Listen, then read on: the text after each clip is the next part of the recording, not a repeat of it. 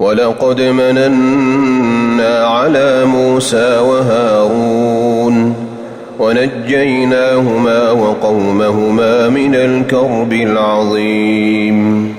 ونصرناهم فكانوا هم الغالبين وآتيناهما الكتاب المستبين وهديناهما الصراط المستقيم وتركنا عليهما في الآخرين سلام على موسى وهارون إنا كذلك نجزي المحسنين إنهما من عبادنا المؤمنين وإن إلياس لمن المرسلين إذ قال لقومه ألا تتقون أتدعون بعلا وتذرون أحسن الخالقين الله ربكم ورب آبائكم الأولين فكذبوه فإنهم لمحضرون إلا عباد الله المخلصين وتركنا عليه في الآخرين سلام على الياسين إنا كذلك نجزي المحسنين إنه من عبادنا المؤمنين وإن لوطا لمن المرسلين إذ نجيناه وأهله أجمعين إلا عجوزا في الغابرين ثم دمرنا الآخرين وإنكم لتمرون عليهم مصبحين وبالليل أفلا تعقلون وإن يونس لمن المرسلين إذ أبق إلى الفلك المشحون فساهم فكان من المدحضين فالتقمه الحوت وهو مليم فلولا أنه كان من المسبحين للبث في بطنه إلى يوم يبعثون فنبذناه بالعراء وهو سقيم وأنبتنا عليه شجرة من يقطين وأرسلناه إلى 100,000 أو يزيدون فآمنوا فمتعناهم إلى حين فاستفتهم ألربك البنات ولهم البنون أم خلقنا الملائكة إناثا وهم شاهدون ألا إنهم من إفكهم ليقولون ولد الله وإنهم لكاذبون أصطفى البنات على البنين ما لكم كيف تحكمون أفلا تذكرون أم لكم سلطان مبين فأتوا بكتابكم إن كنتم صادقين وجعلوا بينه وبين الجنة نسبا ولقد علمت الجنة إنهم لمحضرون سبحان الله عما يصفون إلا عباد الله المخلصين فإنكم وما تعبدون ما أنتم عليه بفاتنين إلا من هو صال الجحيم وما منا إلا له مقام معلوم وإنا لنحن الصافون وإنا لنحن المسبحون وإن كانوا ليقولون لو أن عندنا ذكرا من الأولين لكنا عباد الله المخلصين فكفروا به فسوف يعلمون ولقد سبقت كلمتنا لعبادنا المرسلين إنهم لهم المنصورون وإن جندنا لهم الغالبون فتول عنهم حتى حين وأبصرهم فسوف يبصرون أفبعذابنا يستعجلون فإذا نزل بساحتهم فساء صباح المنذرين وتول عنهم حتى حين وأبصر فسوف يبصرون سبحان ربك رب العزة عما يصفون وسلام على المرسلين والحمد لله رب العالمين. صاد والقرآن ذي الذكر بل الذين كفروا في عزة وشقاق كم أهلكنا من قبلهم من قرن فنادوا ولا تحين مناص وعجبوا أن جاءهم منذر منهم وقال الكافرون هذا ساحر كذاب أجعل الآلهة إلها واحدا إن هذا لشيء عجاب وانطلق الملأ منهم أن امشوا واصبروا على آلهتكم إن هذا لشيء يراد ما سمعنا بهذا في الملة الآخرة إن هذا إلا اختلاق أأنزل عليه الذكر من بيننا بل هم في شك من ذكره بل لما يذوقوا عذاب أم عندهم خزائن رحمة ربك العزيز الوهاب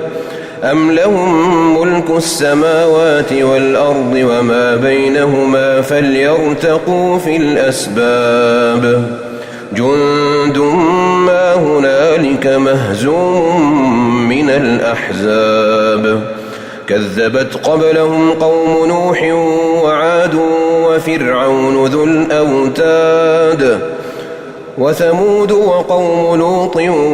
وأصحاب الأيكة أولئك الأحزاب إن كل إلا كذب الرسل فحق عقابه وما ينظر هؤلاء إلا صيحة واحدة ما لها من فواق وقالوا ربنا عجل لنا قطنا قبل يوم الحساب اصبر على ما يقولون واذكر عبدنا داود ذا الأيد إنه أواب إنا سخرنا الجبال معه يسبحن بالعشي والإشراق والطير محشورة كل له أواب وشددنا ملكه وآتيناه الحكمة وفصل الخطاب وهل أتاك نبأ الخصم إذ تسوروا المحراب إذ دخلوا على داود ففزع منهم قالوا لا تخف خصمان بغى بعضنا على بعض فاحكم بيننا بالحق ولا تشطط واهدنا إلى سواء الصراط إن هذا أخي له 99 نعجة ولي نعجة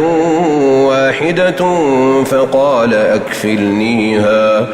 فقال أكفلنيها وعزني في الخطاب قال لقد ظلمك بسؤال نعجتك إلى نعاجه وإن كثيرا من الخلطاء ليبغي بعضهم على بعض إلا الذين آمنوا وعملوا الصالحات وقليل ما هم. وظن داود أنما فتناه فاستغفر ربه وخر راكعا وأناب فغفرنا له ذلك وإن له عندنا لزلفى وحسن مآب. يا داود إنا جعلناك خليفة في الأرض فاحكم بين الناس بالحق ولا تتبع الهوى فيضلك عن سبيل الله. إن الذين يضلون عن سبيل الله لهم عذاب شديد بما نسوا يوم الحساب. وما خلقنا السماء والأرض وما بينهما باطلا ذلك ظن الذين كفروا فويل للذين كفروا من النار. أم نجعل الذين آمنوا وعملوا الصالحات كالمفسدين في الأرض أم نجعل المتقين كالفجار. كتاب أنزلناه إليك مبارك ليدبروا آياته وليتذكر أولو الألباب. ووهبنا لداود سليمان نعم العبد إنه أواب. إذ عرض عليه بالعشي الصافنات الجياد فقال إني أحببت حب الخير عن ذكر ربي حتى توارت بالحجاب. ردوها علي فطفق مسحا بالسوق والأعناق. ولقد فتنا سليمان وألقينا على كرسيه جسدا ثم أناب. قال رب اغفر لي وهب لي ملكا لا ينبغي لأحد من بعدي إنك أنت الوهاب. فسخرنا له الريح تجري بأمره رخاء حيث أصاب والشياطين كل بناء وغواص وآخرين مقرنين في الأصفاد. هذا عطاؤنا فامنن أو أمسك بغير حساب. وإن له عندنا لزلفى وحسن مآب. واذكر عبدنا أيوب إذ نادى ربه أني مسني الشيطان بنصب وعذاب. اركض برجلك هذا مغتسل بارد وشراب. ووهبنا له أهله ومثلهم معهم رحمة منا وذكرى لأولي الألباب. وخذ بيدك ضغثا فاضرب به ولا تحنث إنا وجدناه صابرا نعم العبد إنه أواب. واذكر عبادنا إبراهيم وإسحاق ويعقوب أولي الأيدي والأبصار إنا أخلصناهم بخالصة ذكر الدار وإنهم عندنا لمن المصطفين الأخيار. واذكر إسماعيل واليسع وذا الكفل وكل من الأخيار. هذا ذكر وإن للمتقين لحسن مآب. جنات عدن مفتحة لهم الأبواب متكئين فيها يدعون فيها بفاكهة كثيرة وشراب. وعندهم قاصرات الطرف أتراب. هذا ما توعدون ليوم الحساب. إن هذا لرزقنا ما له من نفاد هذا وإن للطاغين لشر مآب جهنم يصلونها فبئس المهاد هذا فليذوقوه حميم وغساق وآخر من شكله أزواج هذا فوج مقتحم معكم لا مرحبا بهم إنهم صالوا النار قالوا بل أنتم لا مرحبا بكم أنتم قدمتموه لنا فبئس القرار قالوا ربنا من قدم لنا هذا فزده عذابا ضعفا في النار وقالوا ما لنا لا نرى رجالا كنا نعدهم من الأشرار أتخذناهم سخريا أم زاغت عنهم الأبصار إن ذلك لحق تخاصم أهل النار قل إنما أنا منذر وما من إله إلا الله الواحد القهار رب السماوات والأرض وما بينهما العزيز الغفار قل هو نبأ عظيم أنتم عنه معرضون ما كان لي من علم بالملأ الأعلى إذ يختصمون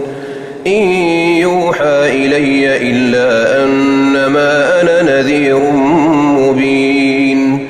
إذ قال ربك للملائكة إني خالق بشرا من طين فإذا سويته ونفخت فيه من روحي فقعوا له ساجدين فسجد الملائكة كلهم أجمعون إلا إبليس استكبر وكان من الكافرين قال يا إبليس ما منعك أن تسجد لما خلقت بيدي أستكبرت أم كنت من العالين قال أنا خير منه خلقتني من نار وخلقته من طين قال فاخرج منها فإنك رجيم وإن عليك لعنتي إلى يوم الدين قال رب فأنظرني إلى يوم يبعثون قال فإنك من المنظرين إلى يوم الوقت المعلوم قال فبعزتك لأغوينهم أجمعين إلا عبادك منهم المخلصين قال فالحق والحق أقول لأملأن جهنم منك وممن تبعك منهم أجمعين قل ما أسألكم عليه من أجر وما أنا من المتكلفين إن هو إلا ذكر للعالمين ولتعلمن نبأه بعد حين تنزيل الكتاب من الله العزيز الحكيم إنا أنزلنا إليك الكتاب بالحق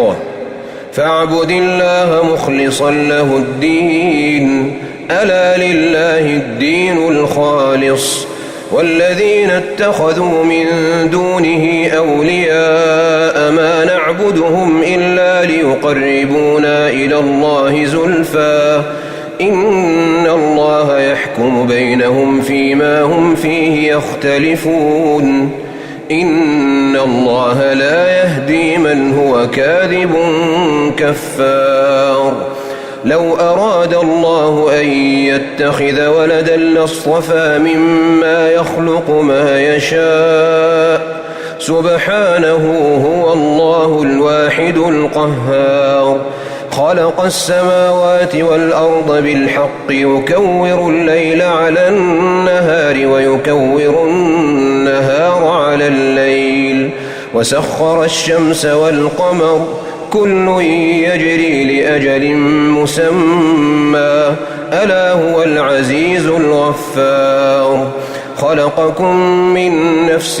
واحدة ثم جعل منها زوجها وأنزل لكم من الأنعام 8 أزواج يخلقكم في بطون أمهاتكم خلقا من بعد خلق في ظلمات 3 ذلكم الله ربكم له الملك لا إله إلا هو فأنى تصرفون إن تكفروا فإن الله غني عنكم ولا يرضى لعباده الكفر وإن تشكروا يرضه لكم ولا تزر وازرة وزر أخرى ثم إلى ربكم مرجعكم فينبئكم بما كنتم تعملون إنه عليم بذات الصدور وإذا مس الإنسان ضر دعا ربه منيبا إليه ثم إذا خوله نعمة منه نسي ما كان يدعو إليه من قبل وجعل لله أندادا ليضل عن سبيله قل تمتع بكفرك قليلا إنك من أصحاب النار أمن هو قانت آناء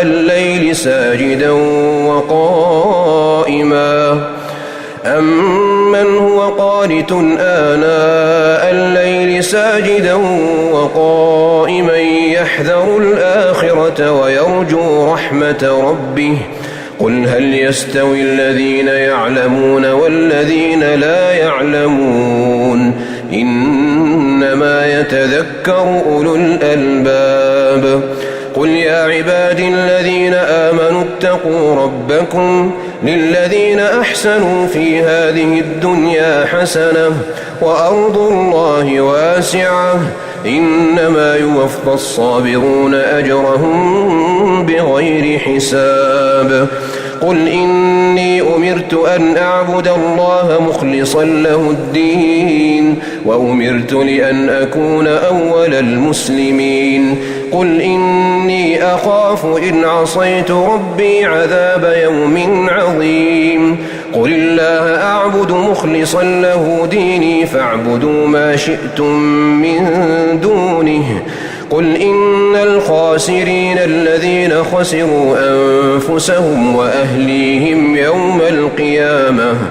ألا ذلك هو الخسران المبين لهم من فوقهم ظلل من النار ومن تحتهم ظلل ذلك يخوف الله به عباده يا عباد فاتقون والذين اجتنبوا الطاغوت أن يعبدوها وأنابوا إلى الله لهم البشرى فبشر عبادي الذين يستمعون القول فيتبعون أحسنه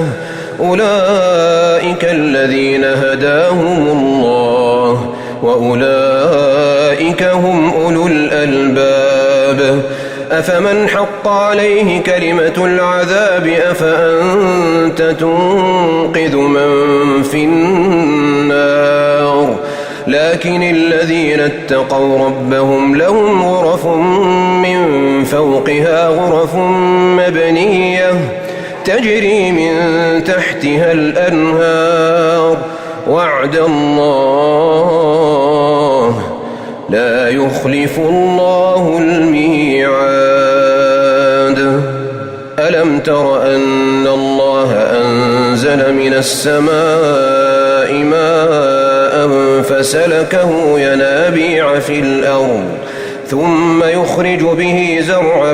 مختلفا ألوانه ثم يهيج فتراه مصفرا ثم يجعله حطاما إن في ذلك لذكرى لأولي الألباب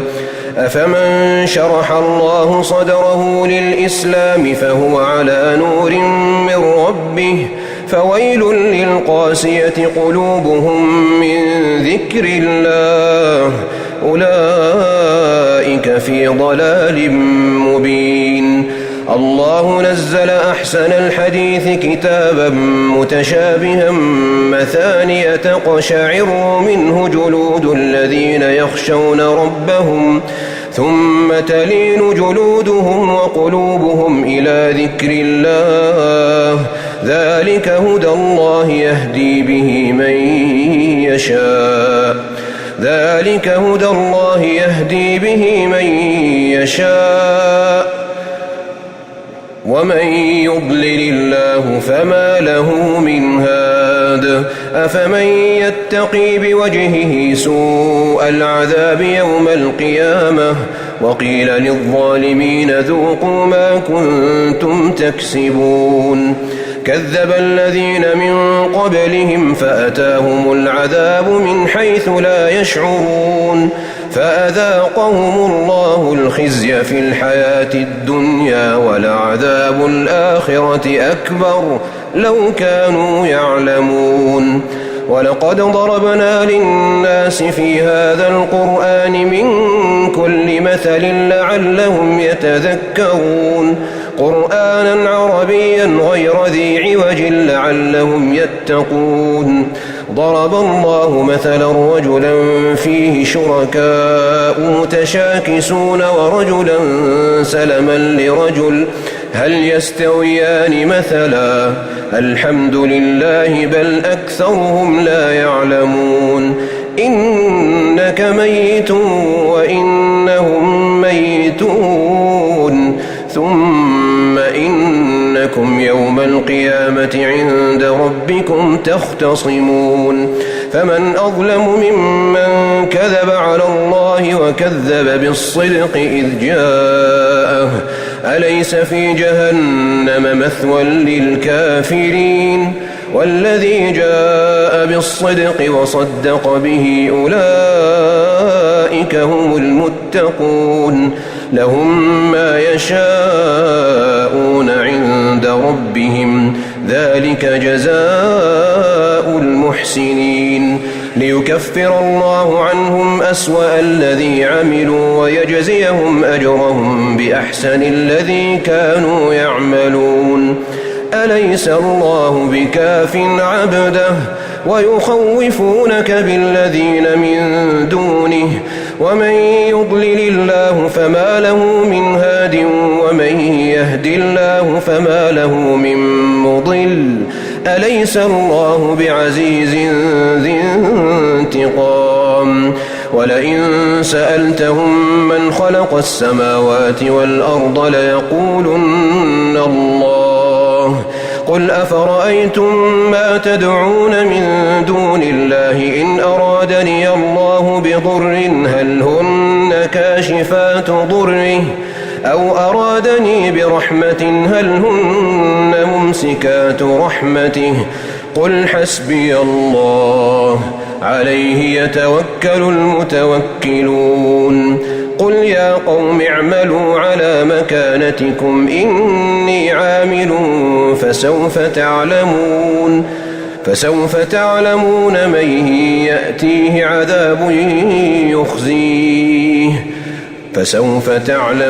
من يأتيه عذاب يخزيه ويحل عليه عذاب